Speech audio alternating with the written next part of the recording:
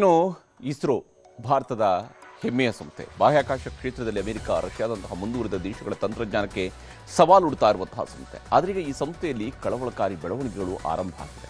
ಇದು ಕೋಟಿ ಕೋಟಿ ಭಾರತೀಯರಲ್ಲೂ ಕೂಡ ಆತಂಕಕ್ಕೆ ಕಾರಣ ಆಗಿದೆ.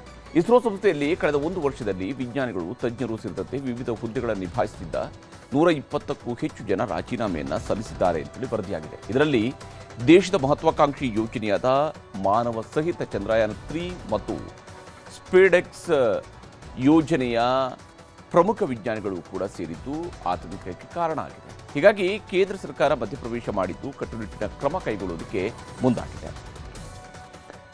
ಈಗಾಗಲೇ UR ರಾವ್ ಉಪಗ್ರಹ ಕೇಂದ್ರ ಬೆಂಗಳೂರು ಇಲ್ಲಿ 80 ಮಂದಿ ವಿಜ್ಞಾನಿಗಳು ತಮ್ಮ ಹುದ್ದೆಗಳಿಗೆ ರಾಜೀನಾಮೆಯನ್ನು ಸಲ್ಲಿಸಿದ್ದಾರೆ ಅಥವಾ VRSಗೆ ಅಪ್ಲೈ ಮಾಡಿದ್ದಾರೆ. ವಿಕ್ರಮ್ ಸಾರಾಭಾಯಿ ಬಾಹ್ಯಾಕಾಶ ಕೇಂದ್ರ ತಿರುವನಂತಪುರದಲ್ಲೂ ಕೂಡ 20 ವಿಜ್ಞಾನಿಗಳು ಇದೇ ನೀತಿಯನ್ನು ಅನುಸರಿಸೋದಕ್ಕೆ ಮುಂದಾಗಿದ್ದಾರೆ.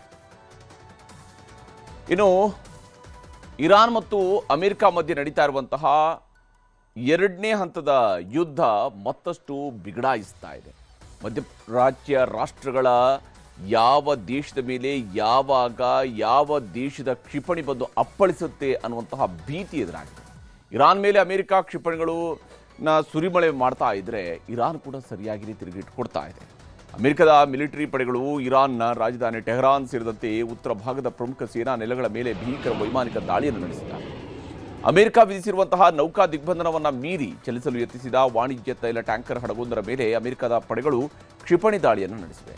ಈ ಮಧ್ಯೆ ಇರಾನ್ ರಾಜಧಾನಿ ಟೆಹರಾನ್ನ ಪ್ರಮುಖ ಸ್ಥಳವಾದ ಎಂಗಲಾಬ್ ಸ್ಕ್ವೇರ್ನಲ್ಲಿ ಅಮೆರಿಕದ ಅಧ್ಯಕ್ಷ ಡೊನಾಲ್ಡ್ ಟ್ರಂಪ್ ತೆರೆದ ಕಪ್ಪು ಶವಪೆಟ್ಟಿಗೆಯಲ್ಲಿ ಮಲಗಿರುವಂತೆ ಬಿಂಬಿಸುವ ಬ್ಯಾನರ್ ಅನ್ನು ಪ್ರದರ್ಶಿಸಲಾಗಿದೆ.